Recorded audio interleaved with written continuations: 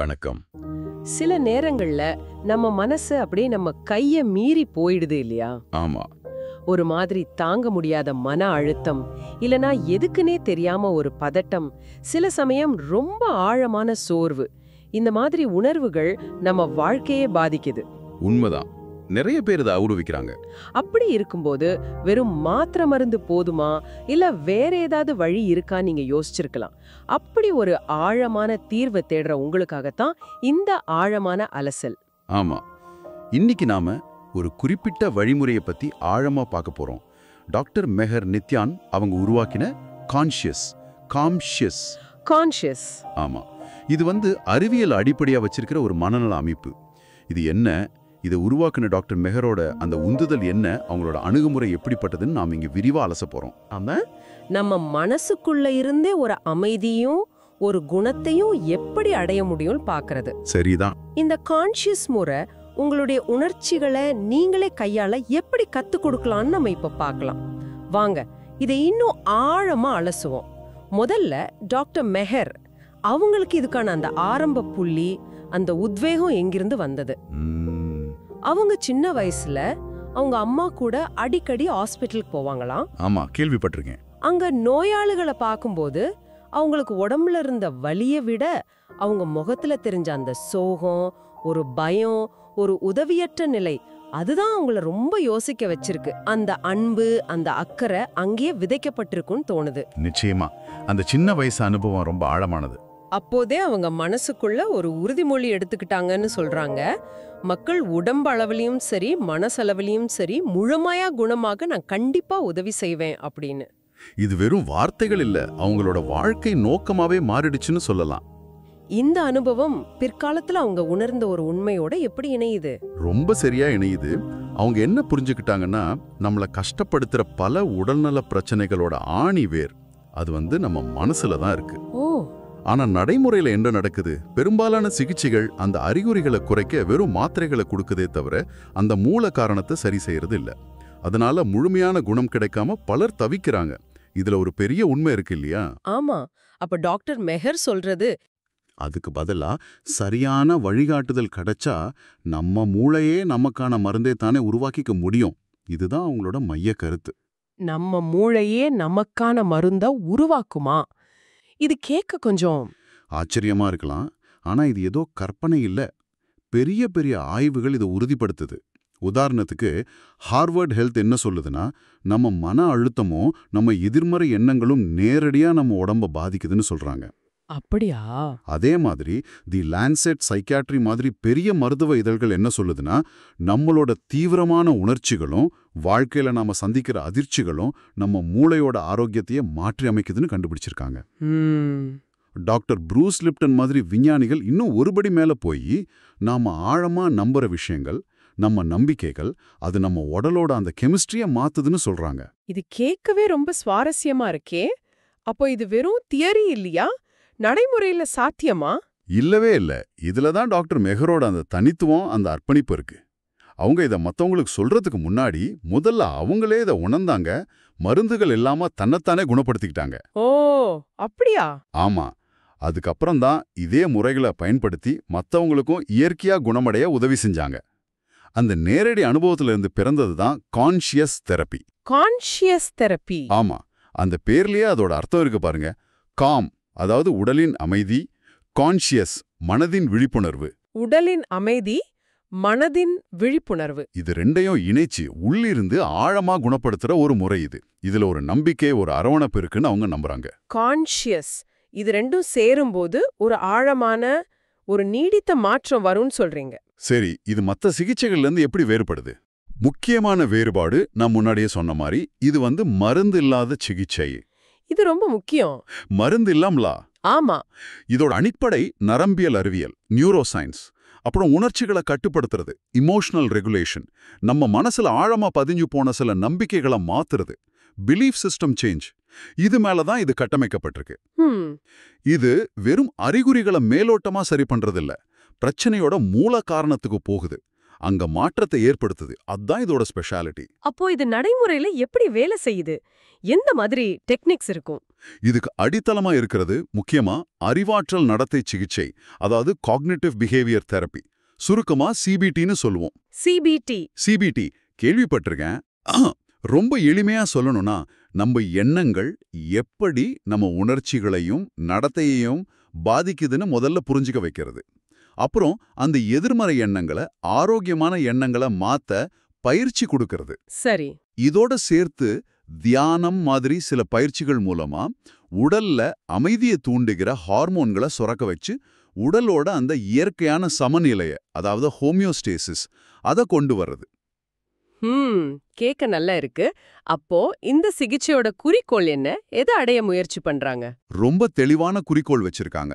ஒவ்வொருத்தரோட தேவைக்கு ஏத்த மாதிரி தனிப்பயனாக்கப்பட்ட பர்சனலைஸ்ட், கட்டமைக்கப்பட்ட, அளவிடக்கூடிய வழிகாட்டுதல் மூலமா மன வலிமை, தெளிவான சிந்தனை, உணர்ச்சி ஸ்திரத்தன்மை, அப்புறம் எவ்வளவு கஷ்டம் வந்தாலும் தாங்கி மீண்டு வர்ற அந்த சக்தி, ரெசிலியன்ஸ், இதையெல்லாம் உருவாக்குறது தான் ரெசிலியன்ஸ். ஆமா. இது அப்போதைக்கு சமாளிக்கிறதுக்கு மட்டும் இல்ல, நம்ம மூளைய ஒரு விதத்துல ரீப்ரோகிராம் பண்ற மாதிரி. ரீப்ரோகிராம், அது கொஞ்சம் விளக்க முடியுமா? சுலபமா சொல்லணும்னா, நம்ம மூளைய ஒரு கம்ப்யூட்டர் மாதிரி நினைச்சுக்கோங்க. சில சமயம் தேவையில்லாத, நமக்கு கெடுதல் செய்யற சில ப்ரோக்ராம்ஸ், அதாவது எதிர்மறை எண்ணங்கள், பயங்கள் அதுல திரும்ப திரும்ப ஓடிட்டே இருக்கும். ஆமா, சில சமயம் அப்படி தோணும். கான்ஷியஸ்ல என்ன பண்றாங்கன்னா, அந்த தப்பான ப்ரோக்ராமை மெதுவா நீக்கிட்டு அதுக்கு பதிலா ஆரோக்கியமான, நமக்கு தைரியமும் அமைதியும் கொடுக்கிற புது ப்ரோக்ராமை பதிய வைக்கிற மாதிரி பயிற்சிகள் கொடுப்பாங்க. இது ஒரு நீண்டகால மாற்றம், நிரந்தரமான மாற்றம். இது உண்மையிலேயே ஒரு வித்தியாசமான, ஆழமான அணுகுமுறையா தெரியுது. சரி, அப்போ இந்த மாதிரி ஒரு சிகிச்சை யாருக்கெல்லாம் உதவியா இருக்கும்? யார் இதை முயற்சி செய்யலாம்? பாத்தீங்கன்னா, இது நிறைய பேருக்கு பொருந்தும். பொதுவா மன அழுத்தம், பதட்டம், மனச்சோர்வு, அப்புறம் எந்த வேலையிலையும் ஒரு பிடிப்பு இல்லாம ஒரு எரிச்சல் உணர்வு வருமே, பர்ன் அவுட் வருமே, அது சில விஷயங்கள் மேல பயங்கர பயம், ஃபோபியாஸ், உறவுகள்ல சிக்கல் இருக்கிறவங்க, இவங்களுக்கெல்லாம் இது நிச்சயமா உதவும். சரி. இது மட்டும் இல்ல, தன்னம்பிக்கையை வளர்த்துக்கணும், வாழ்க்கையில இன்னும் தெளிவா சந்தோஷமா இருக்கணும், இல்ல தன்னோட துறையில இன்னும் பெரிய அளவுல ஜெயிக்கணும்னு நினைக்கிறவங்களும் இதை முயற்சி செய்யலாம். ஓகே. குறிப்பா சொல்லணும்னா, ரொம்ப அதிக மன அழுத்தம் தரக்கூடிய வேலைகள்ல இருக்கிறவங்க, டாக்டர்ஸ், நர்சஸ், பெரிய கார்ப்பரேட் பதவிகள் இருக்கிறவங்க, அவங்க படுற கஷ்டம் அதிகம் இல்லையா, அவங்களுக்கு இது ரொம்பவே உதவியா இருக்குன்னு சொல்றாங்க. அந்த அரவணைப்பு அவங்களுக்கு தேவை. சரி, என்னென்ன மாதிரி பிரச்சனைகளை இது முக்கியமா கையாளும்? ஏன்னா மனநல பிரச்சனைகள் பல வகைப்படும். ஆமா, இது நிறைய விதமான சவால்களை எதிர்கொள்ள உதவுது. நம்ம சில முக்கிய வகைகளை பார்க்கலாம், புரியறதுக்கு சுலபமா இருக்கும். சொல்லுங்க. முதல்ல, பொதுவா பலரும் சந்திக்கிற மனநல சவால்கள். இதுல எல்லா விதமான பதட்டம் வருது. அதாவது பொதுவான பதட்டம், ஜெனரலைஸ்ட் ஆங்ஸைட்டி, சமூக பதட்டம், சோஷியல் ஆங்ஸைட்டி, ஒரு செயல் செய்யும்போது வர்ற பதட்டம், பர்ஃபார்மன்ஸ் ஆங்ஸைட்டி, பரீட்சை நேரத்த பதட்டம். அப்புறம் வேலை பழுவால வர மன அழுத்தம், வாழ்க்கையில வர மாற்றங்களால வர மன அழுத்தம், லேசானது முதல் மிதமான மனச்சோர்வு, ஓயாம எதையாவது யோசிச்சுட்டே இருக்கிறது, ஓவர் திங்கிங், திடீர்னு வர அந்த பேனிக் அட்டாக்ஸ், இது மாதிரி விஷயங்கள். ஓகே. உணர்ச்சிகளை கட்டுப்படுத்த முடியாம கஷ்டப்படுறவங்க நிறைய பேர் இருக்காங்க. அவங்களுக்கு எப்படி? அதுக்கு தான் உணர்ச்சி ரீதியான குணங்கிற பகுதி ரொம்ப முக்கியம். சிலருக்கு கோவம் கட்டுப்படுத்தவே முடியாது. சிலருக்கு குற்ற உணர்ச்சி, அவமானம், இல்லைன்னா தாங்க முடியாத சோகம் இருக்கும். சில சமயம் எந்த உணர்ச்சியுமே இல்லாம மரத்து போன மாதிரி ஒரு நிலை. ஆமா. இதிலிருந்து மீண்டு வர்றதுக்கும் இது வழிகாட்டும்.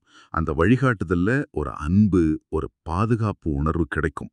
சரி, உறவு சிக்கல்கள், தன்னம்பிக்கை குறைவு, இது மாதிரி விஷயங்களுக்கும் இது உதவுமா? நிச்சயமா. உறவு மற்றும் குடும்ப பிரச்சனைகள், கணவன் மனைவிக்குள்ள சண்டை, ஒருத்தர் புரிஞ்சுக்காம இருக்கிறது, குழந்தை வளர்ப்புல வர அழுத்தம், குடும்பத்துக்குள்ள இருக்கிற மனக்கசப்புகள், இதுக்கெல்லாம் தீர்வு காண இது உதவும். அதே மாதிரி தனிப்பட்ட வளர்ச்சி மற்றும் சுய மதிப்பு சம்பந்தமான பிரச்சனைகள், அதாவது தன்னம்பிக்கை ரொம்ப குறைவா இருக்கிறது, வாழ்க்கையில என்ன செய்யறதுன்னு ஒரு தெளிவில்லாம இருக்கிறது, தோல்வி பயம், எதையும் அப்புறம் பார்த்துக்கலான்னு தள்ளி போடுறது, இது மாதிரியான தடைகளையும் தாண்டி வர இது வழிகாட்டும். நீங்க முன்னாடி மனசுக்கும் உடம்புக்கும் தொடர்பு இருக்குன்னு சொன்னீங்க. அப்போ உடல்நல பிரச்சனைகளுக்கும் இதுல பங்குண்டா? நேரடியா நோயை குணப்படுத்தும்னு சொல்ல முடியாது. ஆனா உடல் நலம் மற்றும் உடல் சார்ந்த நிலைகள்ல இதுக்கு ஒரு முக்கியமான பங்கு இருக்கு. சில சமயம் மன அழுத்தம் ரொம்ப அதிகமாகும் போது தலைவலி, வயிற்று பிரச்சனைகள், தீராத சோர்வு மாதிரி உடம்புலயும் அறிகுறிகள் தெரியும். இதுக்கு சைக்கோசொமேட்டிக் சிம்டம்ஸ்னு பேரு. ஆமா, கேள்விப்பட்டிருக்கேன். அது மட்டும் இல்லாம சர்க்கரை நோய், பிசிஓஎஸ், தோல் பிரச்சனைகள் மாதிரி வாழ்க்கை முறை சார்ந்த நோய்கள் இருக்கிறவங்களுக்கும் அதோட சேர்ந்து வர்ற அந்த மன அழுத்தத்தை கையாள இது உதவும். மன அழுத்தத்தால வர்ற எட பிரச்சனைகள் இருக்குல்ல, அதுக்கும் தீர்வு காண வழிகாட்டும். கல்வி, வேலை சம்பந்தமான பிரச்சனைகள், அப்புறம் பெண்களோட பிரத்யேக பிரச்சனைகள் பத்தியும் சொன்னீங்களே. ஆமாம். கல்வி மற்றும் தொழில்முறை போராட்டங்கள், அதாவது பரீட்சை பயம், கவனக்குறைவு, ஞாபக சக்தி குறைவா இருக்கிற மாதிரி ஃபீல் பண்றது, என்ன வேலைக்கு போறதுன்னு குழப்பம், 4 பேர் முன்னாடி பேச பயம், இதுக்கும் வழிகாட்டுதல் கிடைக்கும். சரி. குறிப்பா பெண்களின் மனநலம் சார்ந்து பார்த்தா நிறைய சவால்கள் இருக்கு. கல்யாணத்துக்கு பிறகு இல்ல தாய்மை அடைஞ்ச பிறகு வர்ற அந்த அடையாள சிக்கல்கள், வேலைக்கு போற அம்மாக்கள் உணர்ற அந்த மனச்சோர்வு, தனக்குன்னு நேரம் ஒதுக்க முடியாம கஷ்டப்படுறது, கடந்த காலத்துல ஏற்பட்ட துஷ்பிரயோகம் அல்லது துரோகத்தால ஏற்பட்ட உணர்ச்சி காயங்கள், இது மாதிரி பல விஷயங்கள்ல அவங்களுக்கு தேவையான ஆதரவும் நம்பிக்கையும் கிடைக்கும். அந்த தனிப்பட்ட கவனிப்பு ரொம்ப முக்கியம். இது தவிர ரொம்ப தீவிரமான மனநல பிரச்சனைகள் இருக்கிறவங்களுக்கும் இதுல ஏதாவது உதவி கிடைக்குமா? ஸ்கிசோஃப்ரேனியா, பைபோலார் மாதிரி. கிடைக்குது. ஆனா இதை சரியா புரிஞ்சுக்கணும். பொதுவான பதட்டக் கோளாறு, GAD, மனச்சோர்வு மிதமான அளவு வரை, OCD, ADHD இருக்கிறவங்களுக்கு இது ஒரு நல்ல ஆதரவு சிகிச்சையா, சப்போர்ட்டிவ் தெரப்பியா பயன்படலாம். ஆதரவு சிகிச்சையா? ஆமா. ஸ்கிசோஃப்ரேனியா மாதிரி தீவிரமான பிரச்சனைகள் இருக்கிறவங்களுக்கு அவங்க எடுத்துக்கிற மருந்துகளோட சேர்த்து இதை ஒரு துணை சிகிச்சையா பயன்படுத்தலாம். இது அவங்க அறிகுறிகளை கையாளவும் வாழ்க்கை தரத்தை மேம்படுத்தவும் உதவும். முக்கியமா இது அந்த தனிநபரோட தேவைக்கேற்ற மாதிரி தான் வடிவமைக்கப்படும். இது மட்டுமே தீர்வு இல்லைனாலும் அவங்க வாழ்க்கையை கொஞ்சம் சுலபமா வாழ இது ஒரு பெரிய உதவியா இருக்கும். அந்த நம்பிக்கை முக்கியம். இவ்ளோ பிரச்சனைகளை கவனிக்கிறாங்கன்னு பார்க்கும்போது ஆச்சரியமாவும் ஒருவித நம்பிக்கையாவும் இருக்கு. சரி, இந்த சிகிச்சை முறை நடைமுறையில எப்படி இருக்கும்? செஷன்ஸ் எப்படி நடக்கும்? இதுல அவங்க 2 விதமான திட்டங்களை வச்சிருக்காங்க. ஒன்னு செயல்திறன் முடிவு, ஆக்ஷனபிள் ரிசல்ட் திட்டம். Actionable result. ஆமா, இது கிட்டத்தட்ட 2 மாசம் நடக்கும். மொத்தம் 42 அமர்வுகள், அதாவது செஷன்ஸ் இருக்கும். இதுல முக்கியமா மனசுக்கும் உடம்புக்கும் இடையிலான அந்த சமநிலை, பிரச்சனைகளை சமாளிக்கிறதுக்கான உடனடி வழிகள், குறுகிய கால இலக்குகளை அடையிறது, இது மேல கவனம் செலுத்துவாங்க. இதோட கட்டணம் 3 லட்சம் ரூபான்னு குறிப்பிட்டிருக்காங்க. 3 லட்சம். ஓகே, அடுத்த திட்டம் என்ன? இன்னொன்னு நிரந்தர தீர்வு, பெர்மனன்ட் ரிசல்ட் திட்டம். இது கொஞ்சம் நீண்ட கால திட்டம். 3 மாசம் நடக்கும், 60 அமர்வுகள். இது இன்னும் கொஞ்சம் ஆழமானது. இதுல என்ன வித்தியாசம்? இதுல தினமும் உங்களை தொடர்பு கொண்டு பேசுறது, டெய்லி ஃபாலோ அப்ஸ், வார வாரம் உங்க முன்னேற்றத்தை கவனிக்கிறது, வீக்லி அசஸ்மெண்ட்ஸ், உங்க மனநலத்தை திட்டமிட ஒரு கிட்டு கொடுக்கறது, சிகிச்சையாளரோட நேரடி கண்காணிப்பு, திட்டம் முடிஞ்ச பிறகும் 6 மாசம் வரைக்கும் வாட்ஸ்அப் மாதிரி சாட் மூலமா ஆதரவு, இதெல்லாம் இதுல கூடுதல் அம்சங்கள். ஓ. இதோட நோக்கம் என்னன்னா, நீங்களே உங்க சொந்த சிகிச்சையாளரா மாறி நீண்ட காலத்துக்கு மருந்தே இல்லாம உங்க ஆரோக்கியத்தை பாத்துக்கிற அளவுக்கு உங்களை தயார்படுத்துறது. இதோட கட்டணம் 4.5 லட்சம் ரூபான்னு சொல்லியிருக்காங்க. 4.5 லட்சம்? இந்த கட்டணம் கேட்க கொஞ்சம் அதிகமா தெரியுதே. நிறைய பேரால முடியுமா? ஆமா, கட்டணம் ஒரு முக்கியமான விஷயம்தான். இதை ஒரு முதலீடு மாதிரி பார்க்கணும்னு அவங்க தரப்புல சொல்றாங்க. பல வருஷங்களா மருந்து, மாத்திரை, தீராத மன உளைச்சல், உறவு சிக்கல்கள்னு கஷ்டப்படுறது, அதுக்கு செலவு பண்ற பணம், நேரம், மன நிம்மதி இழப்பு, அதுவும் சரிதான். அதையெல்லாம் கணக்குல வச்சு பார்க்கும்போது சில மாதங்கள் தீவிரமா கவனம் செலுத்தி மருந்தே இல்லாம நீண்ட காலத்துக்கு மன அமைதியோட தன்னம்பிக்கையோட வாழ கத்துக்கிறதுக்கான ஒரு முதலீடு இது. இது வெறும் தற்காலிக நிவாரணம் இல்ல, ஒரு நிரந்தரமான மாற்றத்துக்கான வாழ்க்கையை மாற்றி அமைப்பதற்கான ஒரு பயிற்சி மாதிரி. அந்த மதிப்பு இதுக்கு இருக்குன்னு அவங்க உறுதியா நம்புறாங்க. அந்த நம்பிக்கையை கொடுக்க முயற்சி பண்றாங்க. சரி, புரியுது. இந்த பயிற்சியை முடிச்சா என்ன மாதிரி மாற்றங்களை ஒருத்தர் எதிர்பார்க்கலாம்? என்ன பலன்கள் கிடைக்கும்? நிறைய நல்ல மாற்றங்கள் வரும்னு அவங்க சொல்றாங்க, பயனடைஞ்சவங்களும் சொல்றாங்க. முதல்ல மன அழுத்தத்தை சிறப்பா கையாள முடியும். அது ரொம்ப முக்கியம். அப்புறம் தன்னம்பிக்கை நல்லா கூடும். நம்ம மூளையோட சக்தி என்ன, நம்ம எண்ணங்களுக்கு எவ்வளோ வலிமை இருக்குன்னு ஒரு ஆழமான புரிதல் வரும். மத்தவங்க கூட பழகுற விதம், அந்த உறவுத்திறன்கள் மேம்படும். வாழ்க்கையில நல்ல விஷயங்களை ஈர்க்கிற மாதிரி ஒரு மனநிலை உருவாகும். சில உடல்நல பிரச்சனைகள்ல இருந்தும் நிவாரணம் கிடைக்க வாய்ப்பு இருக்கு. எதிர்காலத்தை பத்தி ஒரு நம்பிக்கை, ஒரு தெளிவான பார்வை பிறக்கும்.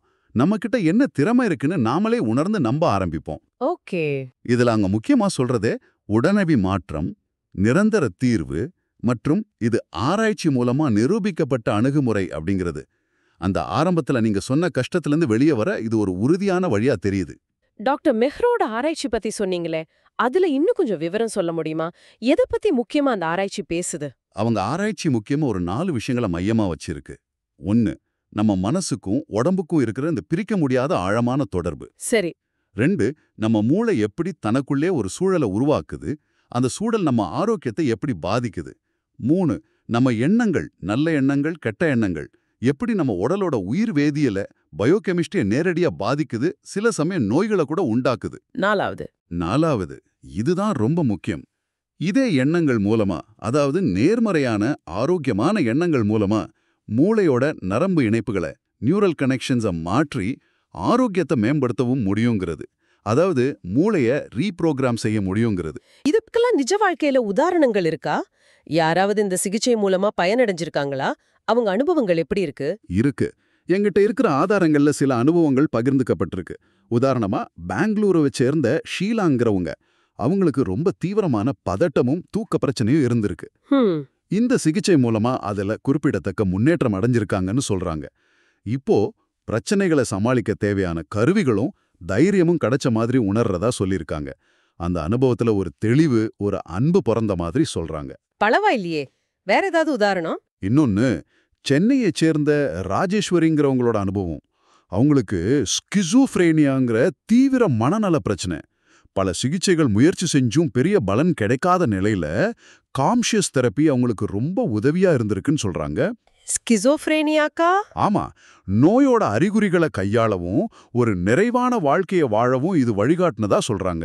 இதுல பேச்சு சிகிச்சை, மனதை ஒருநிலைப்படுத்தும் பயிற்சிகளும், மைண்ட்ஃபுல்னஸ் டெக்னிக்ஸ், அப்புறம் அவங்க ஏற்கனவே எடுத்துக்கிட்ட மருந்து மேலாண்மைக்கு கிடைச்ச ஆதரவு, இதெல்லாம் சேர்ந்துதான் இந்த நல்ல மாற்றத்தை கொண்டு வந்திருக்கு. இங்க அந்த சிகிச்சை குழுவோட அக்கறையும் அவங்க கொடுத்த நம்பிக்கையும் ஒரு முக்கிய பங்காற்றிருக்குன்னு சொல்றாங்க. இந்த சிகிச்சைகள்லாம் நேரடியா போய் பார்க்கணுமா இல்ல ஆன்லைன்ல கிடைக்குமா? இது முழுக்க முழுக்க ஆன்லைன்ல தான் நடக்குது. அது ஒரு பெரிய பிளஸ். அப்படியா?